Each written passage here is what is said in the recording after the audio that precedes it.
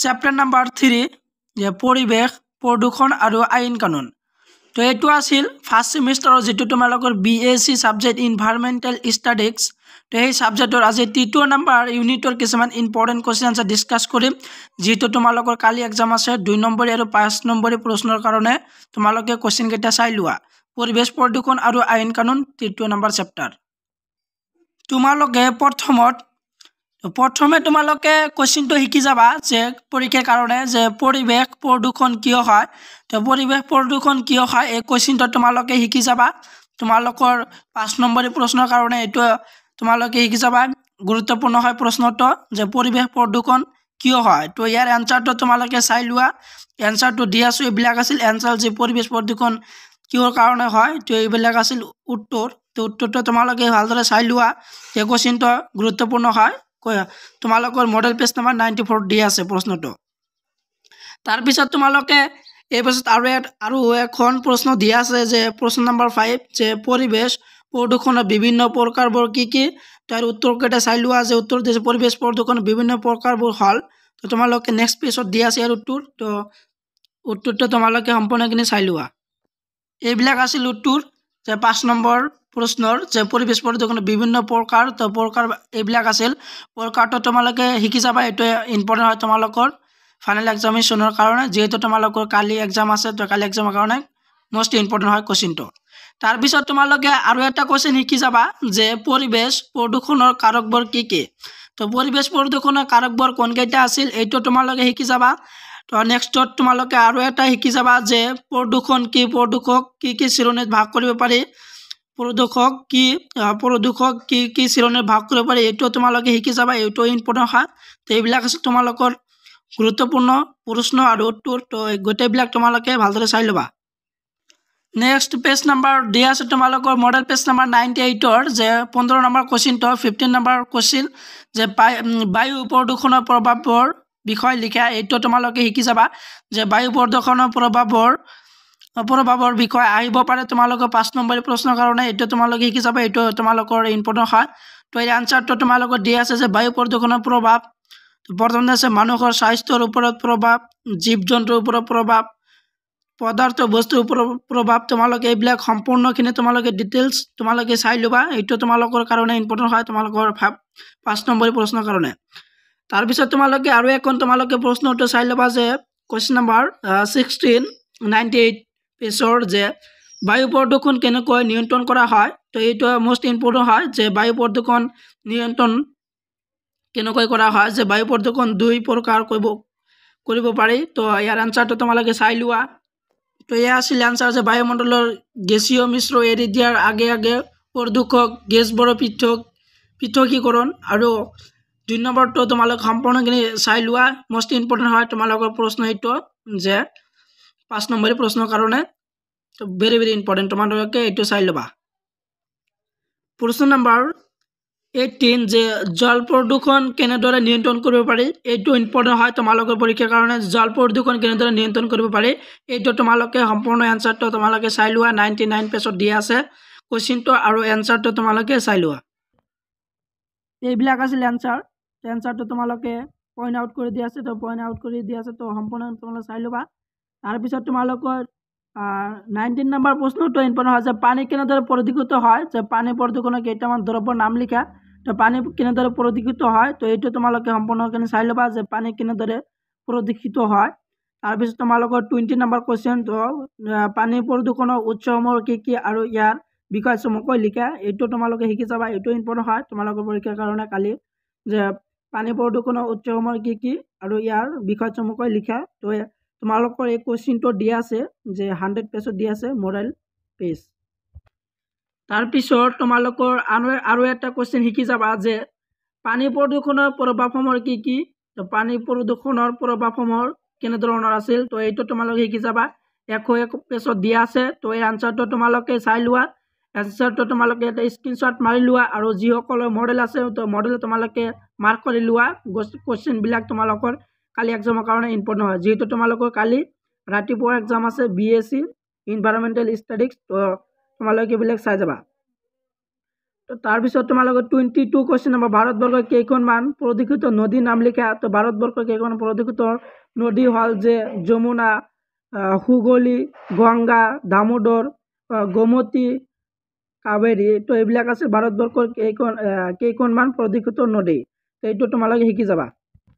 প্ৰশ্ন নম্বৰ 24 যে প্ৰদূষণ প্ৰতিৰোধৰ নাগৰিকৰ কৰ্তব্যসমূহৰ বিষয়ে লিখা। এইটো তোমালোকে শিকিব পাৰা তোমালোকৰ পৰীক্ষাৰ কাৰণে। প্ৰদূষণ প্ৰতিৰোধৰ নাগৰিকৰ কৰ্তব্যসমূহৰ বিষয়ে লিখা। এইটো তোমালোকে সম্পূৰ্ণ এনচাৰটো মডেল পেজ নম্বৰ 101 পেজৰ আৰু 102 পেজত দিয়া আছে। তাৰ পৰা তোমালোকে সম্পূৰ্ণ কোৱেশ্চন আৰু এনচাৰটো চাই যাবা। আৰু এটা তোমালোকৰ গুৰুত্বপূৰ্ণ প্ৰশ্ন দিয়া আছে তোমালোকৰ পেজ নম্বৰ 102 পেজত। 102 পেজত দিয়া আছে যে মাটি প্ৰদূষণৰ কাৰণবোৰ লিখা। তো মাটি প্ৰদূষণৰ কাৰণবোৰ এইটো আহিব পাৰে তোমালোকে। তো এইটো আছিল এনচাৰটো তোমালোকে স্ক্ৰীনশ্বট মাৰি লোৱা। তো কোৱেশ্চনটো ইম্পৰ্টেণ্ট হয়।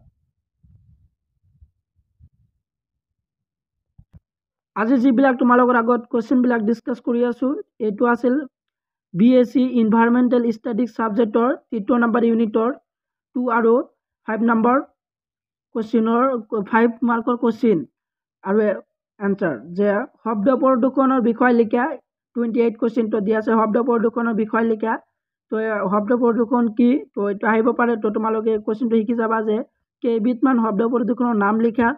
তো কেইবিধমান শব্দ প্ৰদূষণৰ নাম লিখিবলৈ কৈছে। কোৱেশ্চনটো আহিব পাৰে তোমালোকে এই কোৱেশ্চনটো তোমালোকে চাই ল'বা। এইটো ইম্পৰ্টেণ্ট হয়। তোমালোকে এনচাৰটো তোমালোকে সম্পূৰ্ণখিনি এইবিলাক আছিল এনচাৰ। সম্পূৰ্ণ এনচাৰটো তোমালোকে চাই লোৱা।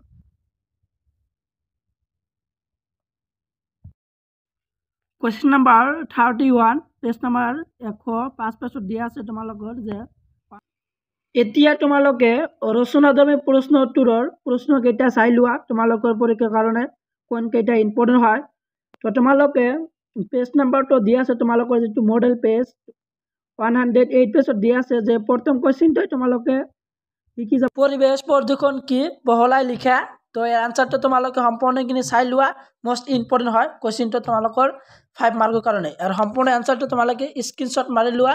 যিসকলে মডেল আছে মডেলখন তোমালোকে আস্থানি লোৱা। Very very important question.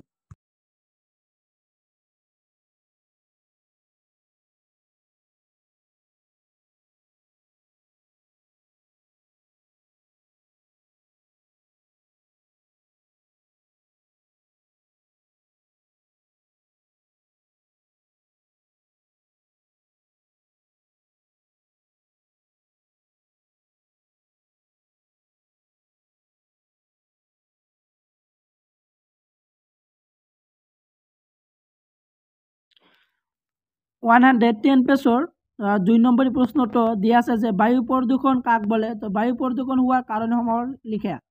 এই কোৱেশ্চনটো আহিব পাৰে তোমালোকৰ যে বায়ু প্ৰদূষণ কাক বোলে। বায়ু প্ৰদূষণ হোৱাৰ কাৰণসমূহৰ বহল আলোচনা কৰা বা লিখা আহিব পাৰে তোমালোকৰ প্ৰশ্নটো।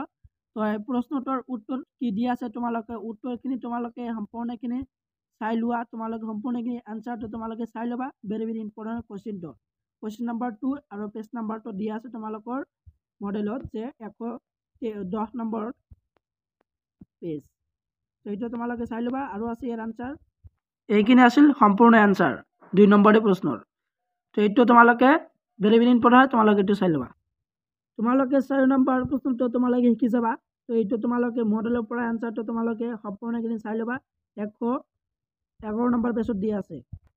আৰু এখন তোমালোকৰ গুৰুত্বপূৰ্ণ প্ৰশ্ন দিয়া আছে তোমালোকৰ পেজ নম্বৰ 115 নম্বৰ পেজৰ যে 7 নম্বৰ প্ৰশ্নটো যে পৰিৱেশ সংৰক্ষণ আইনৰ বিষয়ে আলোচনা কৰা। তো পৰিৱেশ সংৰক্ষণৰ আইনৰ বিষয়ে আলোচনা কৰা। এইটো তোমালোকে 5 নম্বৰী প্ৰশ্নৰ কাৰণে এইটো তোমালোকে শিকি যাবা। এইটো তোমালোকৰ গুৰুত্বপূৰ্ণ হয়।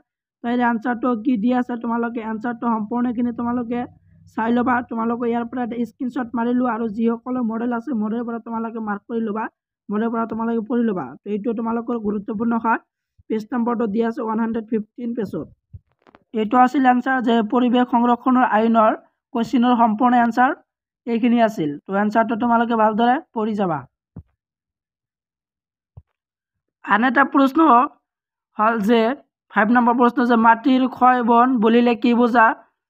ক্ষয় বনৰ ফলত সৃষ্টি হোৱা অসুবিধাবোৰ কি কি ইয়াৰ প্ৰতিৰোধৰ বিষয়ে চমুকৈ লিখা। এই প্ৰশ্নটো ইমান ইম্পৰ্টেণ্ট নহয়। তোমালোকে এডিশ্যনেল হিচাপে ইয়াৰ প্ৰশ্নটোৰ এনসাৰ তোমালোকে চাই যাবা মডেল পেজ নাম্বাৰ 113 নম্বৰ পেজত দিয়া আছে আৰু এখন তোমালোকৰ ইম্পৰ্টেন্ট কোৱেশ্চনটো হল যে পৰিৱেশৰ ওপৰত অনুষ্ঠিত হোৱা কেইখনমান ৰাষ্ট্ৰীয় আৰু আন্তঃৰাষ্ট্ৰীয় সন্মিলনৰ বিষয় লিখা মোস্ট ইম্পৰ্টেন্ট কোৱেশ্চনটো ভেৰি ইম্পৰ্টেন্ট যে পৰিৱেশৰ ওপৰত অনুষ্ঠিত হোৱা কেইখনমান ৰাষ্ট্ৰীয় আৰু আন্তঃৰাষ্ট্ৰীয় সন্মিলনৰ বিষয় লিখা এইটো আহিব পাৰে তোমালোকৰ 5 নম্বৰী প্ৰশ্নৰ কাৰণে এই প্ৰশ্নটো দিয়া আছে তোমালোকৰ মডেল পেজ নাম্বাৰত যে 126 পেজত দিয়া আছে 126 পেজত দিয়া আছে প্ৰশ্নটো তো এনসাৰটো তোমালোকে চাই লোৱা এইবিলাক আছিল এনসাৰটো তোমালোকে কোশ্চিনটো তোমালোকে ভালদৰে শিকি যাবা ভেৰি ইম্পৰ্টেন্ট হয় তোমালোকৰ কালি এক্সামৰ কাৰণে অত্যন্ত গুৰুত্বপূৰ্ণ হয় যিবিলাক তোমালোকৰ আগত যিবিলাক কোশ্চিন ডিসকাস কৰিলো গোটেইবিলাক ইম্পৰ্টেন্ট হয়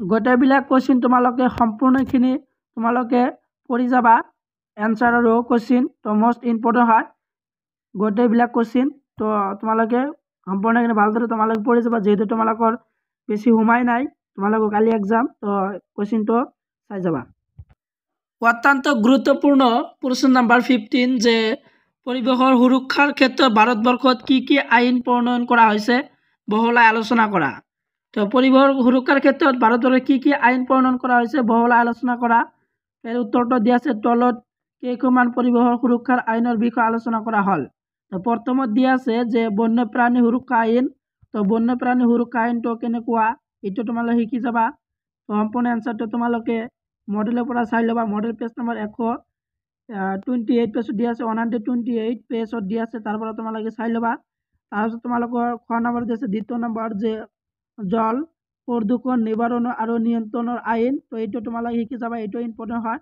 আৰু আছে কেইটামান তো সম্পূৰ্ণ কেইটা তোমালোকে চাই লোৱা তাৰপিছত দিয়া আছে তোমালোকৰ যে বন সংৰক্ষণ আইন তো এইটো শিকি যাবা যে 1980 চনত যে বন সংৰক্ষণ আইন তো এইটো তোমালোকে শিকি যাবা এইটো ইম্পৰ্টেন্ট হয় তাৰপিছত দিয়া আছে তোমালোকৰ বায়ু প্ৰদূষণ আইন তো এইটো তোমালোকে চাই ল'বা যে বায়ু প্ৰদূষণ আইনটো কেনেকুৱা আছিল এইটো তোমালোকে শিকি যাবা তাৰপিছত তোমালোকৰ দিয়া আছে যে বায়ু প্ৰদূষণ প্ৰতিৰোধ আৰু নিয়ন্ত্ৰণ আইন তো বায়ু প্ৰদূষণ প্ৰতিৰোধ আৰু নিয়ন্ত্ৰণ আইন 6 নম্বৰ দিয়া আছে যে পৰিৱেশ সুৰক্ষা আইন তো গোটেইবিলাক তোমালোকে শিকি যাবা গোটেইবিলাক তোমালোকৰ পৰীক্ষাৰ কাৰণে ইম্পৰ্টেন্ট হয় পৰিৱেশ অধ্যায়ৰ যেটো 3 নম্বৰ চেপ্টাৰ আছিল তো 3 নম্বৰ চেপ্টাৰৰ শেষৰ প্ৰশ্নটো হল যে 17 নম্বৰ প্ৰশ্ন যে ৰিউ শীৰ্ষ সন্মিলন কি ৰিউ শীৰ্ষ সন্মিলনৰ ফলাফলবোৰ কি তো এইটো তোমালোকে শিকি যাবা এইটো ইম্পৰ্টেন্ট হয় যে ৰিউ সন্মিলন কি আৰু ৰিউ শীৰ্ষ সন্মিলনৰ ফলাফল কোনবিলাক আছিল এইটো তোমালোকে শিকি যাবা এইটো ইম্পৰ্টেন্ট হয় তোমালোকৰ মডেল পেজ নম্বৰ 132 নম্বৰ পেজত দিয়া আছে তো এইটো চাই ল'বা আজিৰ ভিডিঅ'ৰ শেষৰ প্ৰশ্ন এইটোই আছে